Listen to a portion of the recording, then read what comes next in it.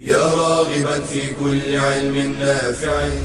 ينمو العلم ويتقدم بتقنياته ومجالاته، ومعه نطور أدواتنا في تقديم العلم الشرعي. أكاديمية زاد أكاديمية ينبوعها صاف ليروي غلة الظمآن.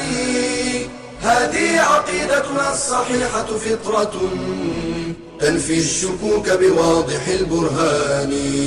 بشرى لنا زاد أكاديمية للعلم كالأزهار في البستان.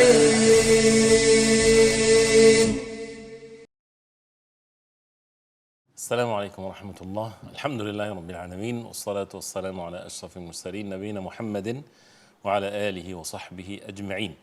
Islamic Creed level 3, and we're still talking about this important subject, which is at-tawassul, seeking the closeness to Allah subhanahu wa ta'ala, taking the means in one's dua, invocation, calling upon Allah subhanahu wa ta'ala, making dua, prayers to Allah subhanahu wa ta'ala with what's permissible versus what's not permissible. And we talked about the different types of what's permissible to seek the closeness to Allah and the means to ask Allah subhanahu wa ta'ala from His bounties.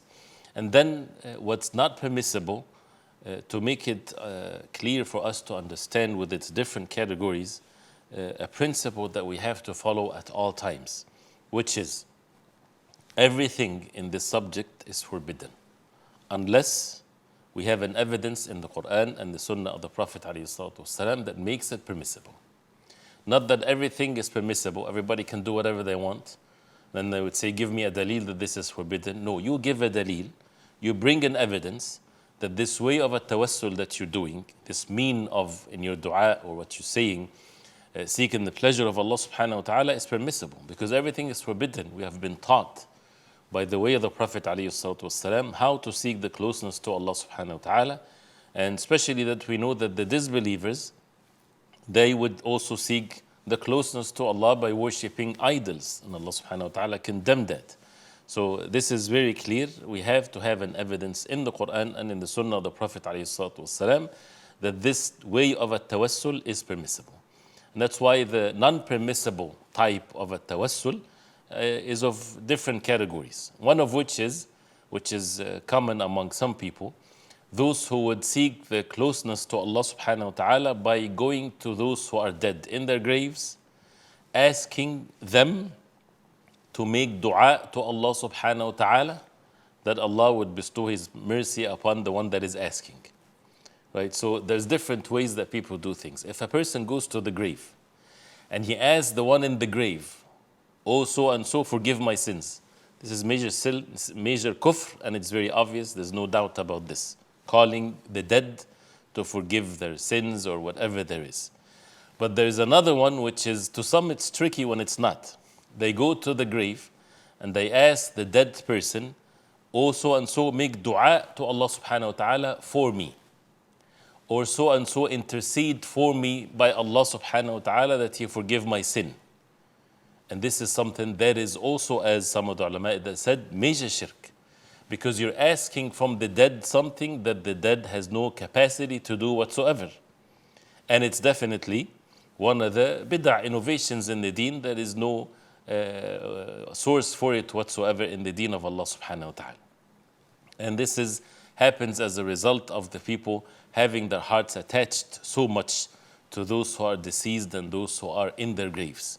So to stay away from this, definitely this is something that is important, and this was what Allah subhanahu wa ta'ala says, ذَلِكُمُ اللَّهُ رَبُّكُمْ لَهُ الْمُلْكِ وَالَّذِينَ تَدْعُونَ مِن دُونِهِ مَا يَمْلِكُونَ مِن قِطْمِيرٍ. Those who that you invoke besides Allah subhanahu wa ta'ala, they don't even own the filament or that small piece of thing inside of the date. إِن تَدْعُوهُمْ لَا يَسْمَعُوا دُعَاءَكُمْ. If you call upon them, they don't hear your dua. وَلَوْ سَمِعُوا مَا اسْتَجَابُوا لَكُمْ. And if they listen to it, they would never accept it, they would never respond to you.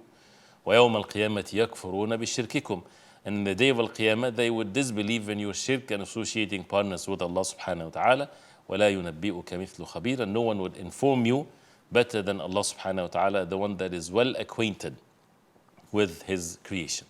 So, and the verses of the Quran are so many in this subject. So, to stay away from talking to those who are dead, going to their graves and talking to them and asking from them as if they're alive. And if it was something, the Prophet ﷺ would allow the Sahaba radiallahu anhum to do so. The Sahaba radiallahu anhum, none of them whatsoever would ever do something like this. And they would never, and this is, the deen of Allah subhanahu wa ta'ala is protected, is perfect. And not even one narration for someone to do something like this. And then we are in need of people to come after hundreds of years to invent something in the religion of Islam and to make it well established, where they build masajid on top of the graves and they allow themselves and others to go to the graves of the righteous ones and directly ask from them or ask them to ask Allah subhanahu wa ta'ala and to argue that this is permissible. Where is that in the life of the Prophet ﷺ, the companions radiallahu anhum, the early generations of Islam? And as the hadith of, or the athar from Umar radiallahu anhu, that we talked about it before, which is a clear evidence, whenever they would have a drought, they would make istisqa and seek rain by Al-Abbas, the uncle of the Prophet ﷺ, and he's alive and he's present with them. And Umar radiallahu anhu, he would say, Allahumma inna kunna natawassalu ilayka bi nabiyyina fatasqina. Oh Allah, we used to natawassalu, that we seek closeness to you and help from you by our Prophet, and you would give us rain. وَإِنَّا نَتَوَسَّلُ إِلَيْكَ بِعَمِّ نَبِيِّنَا فَاسْقِنَا. And now we are seeking this closeness to you and help from you, O Allah, by the uncle of our Prophet. Then فَاسْقِنَا, give us rain. فَيُسْقَوْنَ, then they would receive the rain by the will of Allah. In that statement, some people say, well, he said, إِنَّ كُنَّا نَتَوَسَّلُ بِنَبِيِّنَا. That means we used to make tawassul by our Prophet. That means it's permissible to make tawassul by the Prophet sallallahu alayhi wasallam. What does that statement mean? Umar radiallahu anhu is standing by the minbar, few steps away from the body of the Prophet alayhi salatu wasalam in his grave, and the earth forbidden from consuming or taking any of the bodies of the Prophets alayhi salam. And the Prophet alayhi salatu wasalam is saying, Inna kunna, we used to. Meaning what? At the lifetime of the Prophet alayhi salatu wasalam, when he was among them alive alayhi salatu wasalam in this worldly life, because the Prophet ﷺ is having a more perfect life in the barzakh, but not this worldly life that people can go speak to him and he speak back to them, and they would claim that the religion is changed because the Prophet ﷺ decided things for them. All of that is lies and it's falsehood. So Umar radiallahu anhu, he said we used to. That means meaning in the lifetime of the Prophet ﷺ, and by the Prophet ﷺ making dua. And this is what the Prophet ﷺ would do for al-istisqa, for seeking rain. And then he said, and now we're doing this by the uncle of the Prophet ﷺ. And as a result of that, the Abbas made dua, and Allah subhanahu wa ta'ala accepted his dua. So, and if it was permissible, they would have done this. And the Sahaba radiallahu anhum never done that whatsoever. So as you see here, the matter is very clear. And they would make dua to Allah subhanahu wa ta'ala, and they would not face the room of the Prophet ﷺ and the grave of the Prophet ﷺ making dua. They would face the Qibla, making dua to Allah subhanahu wa ta'ala. And this is what the A'immah, the four Imams and the entire Ummah is upon. And the same thing when a person goes say salam to the Prophet ﷺ, say salam, and if he wants to make dua, he faces the Qibla, not to face the grave of the Prophet ﷺ. Also, another way of non-permissible means of tawassul by the status of the Prophet ﷺ, which is innovations in the deen. There's no evidence to it whatsoever. The Sahaba radiallahu anhum never asked Allah subhanahu wa ta'ala by the jah, by the status of the Prophet ﷺ, even though they are the ones that the most among all of the ummah that loved the Prophet ﷺ and exalted him and so on, but they never said something like this. And therefore, tawassul is dua, is a matter of ibadah, so it has to be done only to Allah subhanahu wa ta'ala, unless there's a dalil and evidence that makes it permissible. But if someone says, oh Allah, by the love that I have to the Prophet ﷺ, accept my dua. This is permissible because you're making tawassul with your own action, which is the love of the Messenger sallallahu alaihi wasallam. But to ask Allah subhanahu wa ta'ala by the being of the Prophet ﷺ, there's no evidence of that whatsoever. So as we mentioned, what's permissible? One's dua, one's actions, things like this. And there's a hadith that is circulated among people, which is a lie and it's not authentic whatsoever, that they claim that the Prophet ﷺ, he said, إِذَا سَأَلْتُمُ اللَّهَ فَاسْأَلُوهُ بِجَاهِ. If you ask Allah subhanahu wa ta'ala, ask him by my status, because my status to Allah subhanahu wa ta'ala is azim, or exalted. This is, it is not even present in the books of the hadith whatsoever. It's just a made up lie that people did. So this is also something that is not permissible. Or to make tawassul to Allah subhanahu wa ta'ala by the being of some of the creation of Allah, like swearing by Allah subhanahu wa ta'ala, or by your prophet, by your waliya, by your righteous person, or anything like this. Or Allah man yas'aluka bi nabiyyik, or Allah, I ask you by your prophet.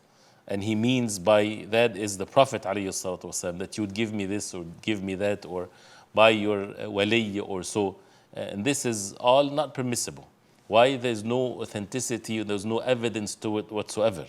And the hadith that brings all of these things as a principle, as we said, the people of Ahl Sunnah, they are far from any forms of contradiction. So if the Prophet ﷺ, he said, "Man amila amalan laysa alayhi amruna fahuwa radd." Whoever do an act that is not upon it our way, it's rejected. So when someone says something like that in their dua, where is that in the sunnah of the Prophet ﷺ? Where is that in the statements of the companions radiallahu anhum? And since I mentioned this is important to know. When people say there are differences of opinions in matters of fiqh, yes, but not in these actions. It's not a valid difference of opinions. And when the ai the four imams, for example, they have differences of opinions, but you would see that all of their opinions in matters of fiqh, at least they would have something, whether it's a verse, hadith, whether it's a statement from a sahabi, right? That means they followed the right methodology of knowing what is right and what is wrong. Even if some opinion is weak or something stronger or whatever, but the methodology was correct. The Quran, the Sunnah, the Sahaba radiallahu anhum, the early generations of Islam. When it comes to these matters, you won't find an evidence in the Quran, in the Sunnah. The actions of the Sahaba, the understanding of the text of the Quran and the Sunnah, the early generations of Islam, you won't find any evidence whatsoever. Plus, it leads to a shirk, which is a reality, where people start that way by saying these types of things, and then you would see the reality that is happening in many places on the Muslim world, where they go and they ask directly from the deceased, oh so and so, push the harm away from me, push this from me, bring this benefit from me, which is a major shirk. No one can ever deny whatsoever.